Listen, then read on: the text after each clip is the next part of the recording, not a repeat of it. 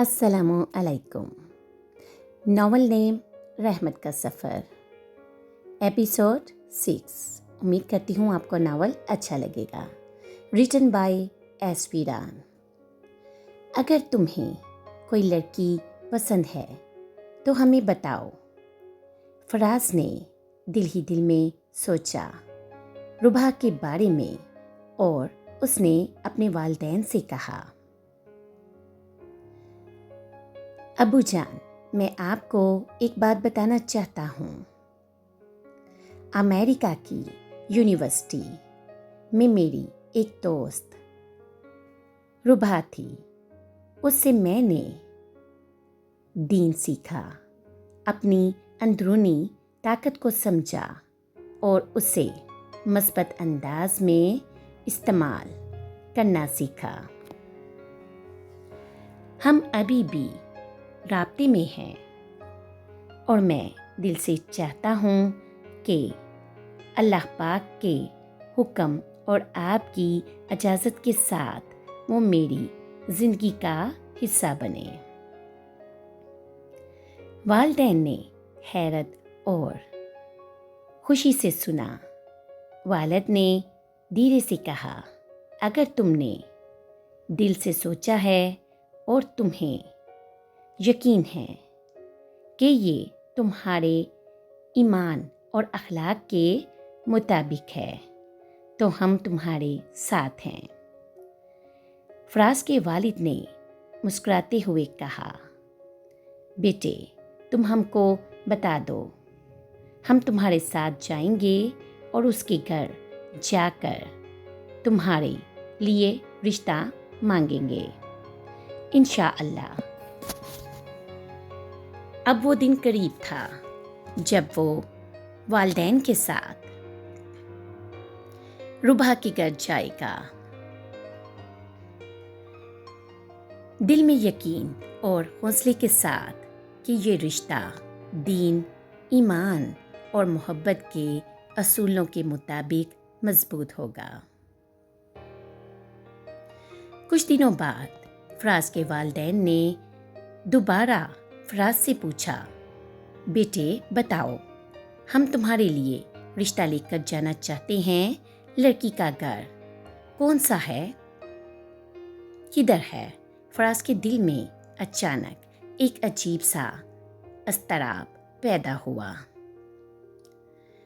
وہ کچھ دیر خاموش رہا اور پھر دھیرے سے بولا، ابو جان، میں نہیں جانتا کہ اسے کیسے بتاؤں۔ ہم رابطے میں تو تھے، لیکن اب کچھ دنوں سے میرا اور اس کا رابطہ نہیں ہے، وہ نہیں مل رہی ہے۔ فراز اب پریشان تھا، وہ مسلسل سوچ رہا تھا کہ ربا کہاں ہے اور اس سے رابطہ کیوں نہیں ہو رہا ہے۔ آخرکار اس نے امریکہ کی یونیورسٹی کے اپنے دوست سلیمان سے پوچھا، سلیمان، ربا لڑکی جو میرے ساتھ ہوتی تھی،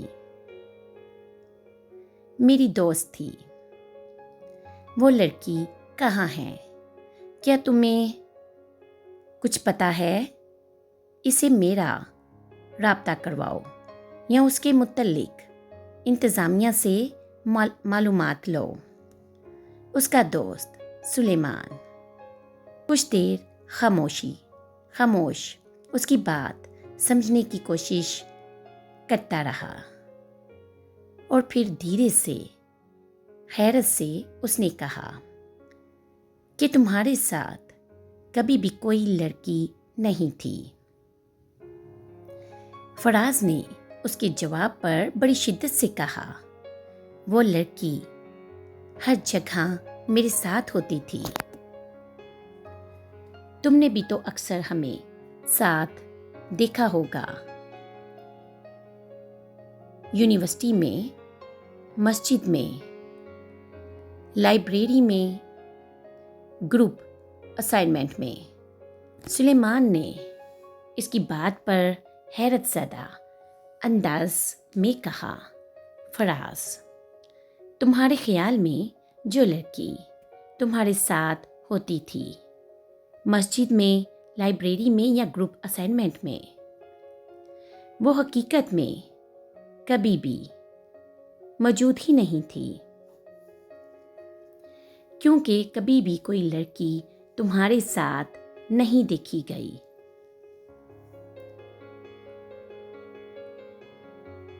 یہ سب تمہارا وہم ہے۔ فراز کے دل و دماغ پر جیسے بجلی سی گری ہو، وہ ہکا بکا رہ گیا۔ یہ تم کیا کہہ رہے ہو؟ اس کے دوست سلیمان نے اپنی بات پر زور دیتے ہوئے کہا۔ فراز حیران رہ گیا۔ اس نے کہا، لیکن ہم ساتھ یونیورسٹی کی ان سب جگہوں پر گئے تھے۔ سلیمان خاموش ہو گیا اور پھر دھیرے سے بولا، ہاں، تم یونیورسٹی میں ان سب جگہوں پر جاتے تھے، لیکن اکیلے۔ ہم سب بہت پریشان تھے۔ تم سے کئی دفعہ ملنے کی کوشش کی، لیکن تم اپنی دنیا میں ایسے چلے گئے کہ پھر ہم تمہیں نظر ہی نہیں آئے۔ فراز نے جب سمجھا کہ امریکہ میں جو لڑکی ربا وہ محسوس کر رہا تھا، وہ حقیقت میں کبھی بھی موجود ہی نہیں تھی، فراز کے لیے یہ صدمہ ایک زلزلے کی طرح تھا۔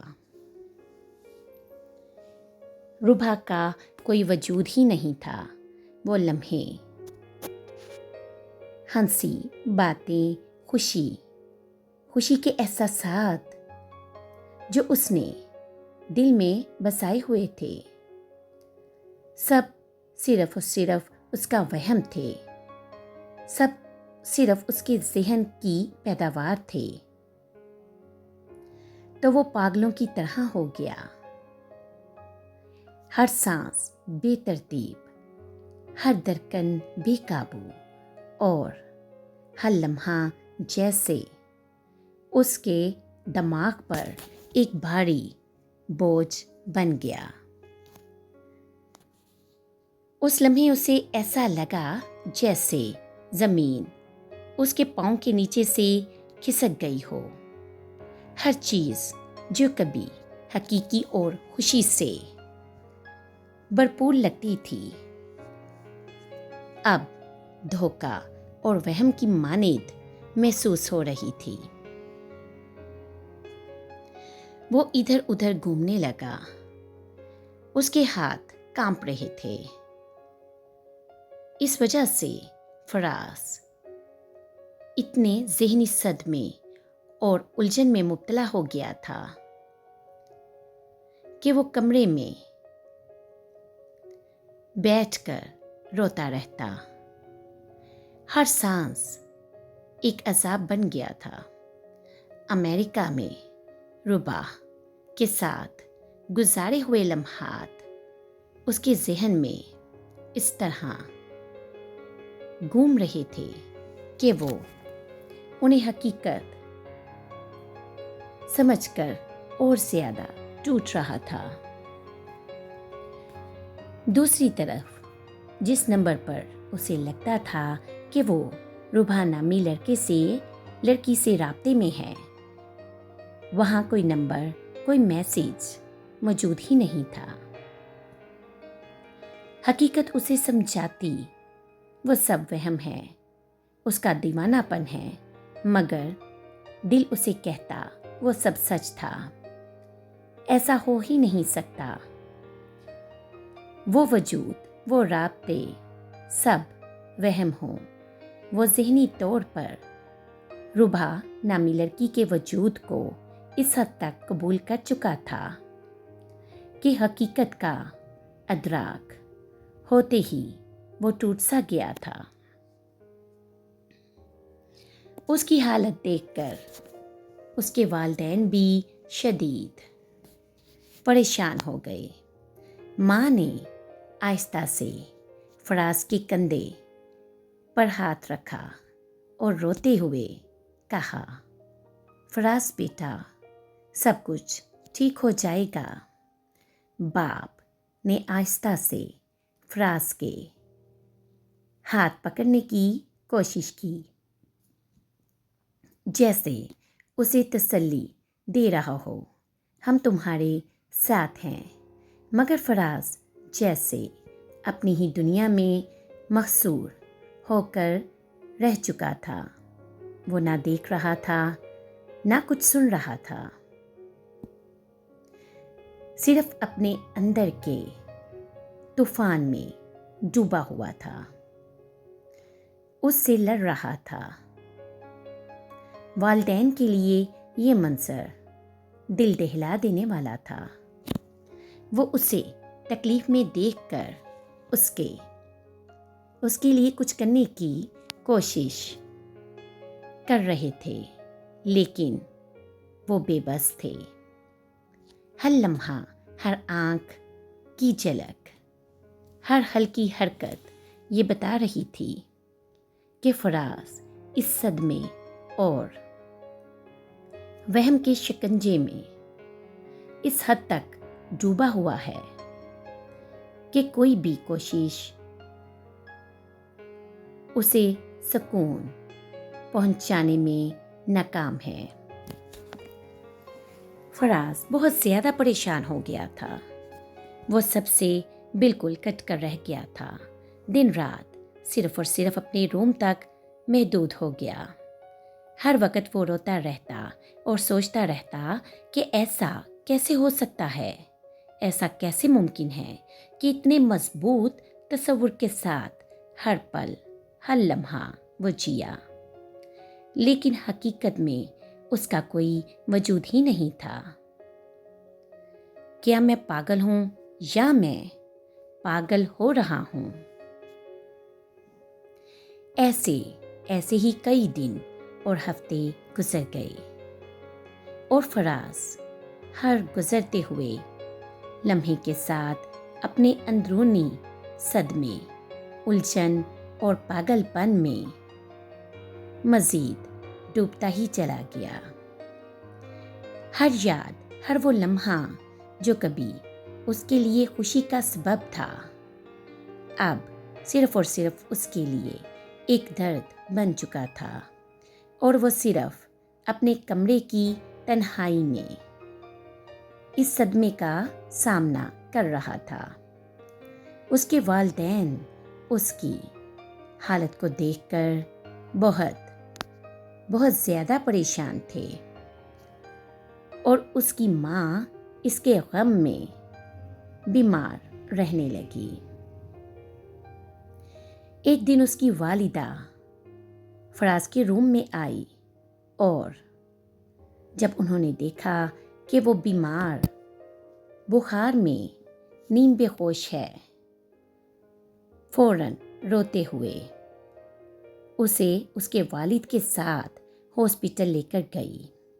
اس کی والدہ نے فراز کے آگے اپنے دونوں ہاتھ جوڑ کر کہا، ہمارے لیے ہماری زندگی میں واپس لوٹ آؤ، ہمیں دکھ نہ دو، ہم سب حقیقت ہیں، ہم تمہیں ایسے تکلیف میں نہیں دیکھ سکتے، ہم ڈاکٹر کے پاس جائیں گے اور ڈاکٹر کے پاس تمہارا علاج کروائیں گے۔ فراز بڑی خاموشی سے یہ سب کچھ سنتا رہا، اور ان کے ساتھ ساتھ خود بھی روتا رہا۔ اس دن اپنے والدین کے اس کے روم سے جانے کے بعد فراز نے اپنی آنکھیں بند کی، اور ربیہ لڑکی کے ساتھ جو تصوراتی لمحات اس نے گزارے تھے، اس کے ہر لمحے کو ایک لمحے میں سوچا، ایک لمحے کو سوچا۔ تب اسے بڑی شدت سے محسوس ہوا کہ ربیہ نامی لڑکی کے ساتھ گزارے گئے وہ سب تصوراتی لمحات دراصل ہر پل اللہ پاک کے قریب تھے۔ فراز نے ایک گہری سانس لی۔ وہ اپنے اندرونی طوفان کے باوجود ایک نئی روشنی کے ساتھ اٹھ کھڑا ہوا، یہ جان کر کہ اب وہ اپنے دل و دماغ کو اللہ پاک کی راہ میں مرکوز کرے گا اور اپنی زندگی کی سمت بدلنے کے لیے قدم بڑھائے گا، اور وہ اپنے اندرونی طوفان کے باوجود اٹھ کھڑا ہوا۔ اب وہ اچھے سے جان گیا تھا۔ اگر ناول آپ کو اچھا لگے تو لائک، شیئر اور سبسکرائب کریں۔ ملتی ہوں پھر نئی ایپیسوڈ کے ساتھ۔ اللہ حافظ۔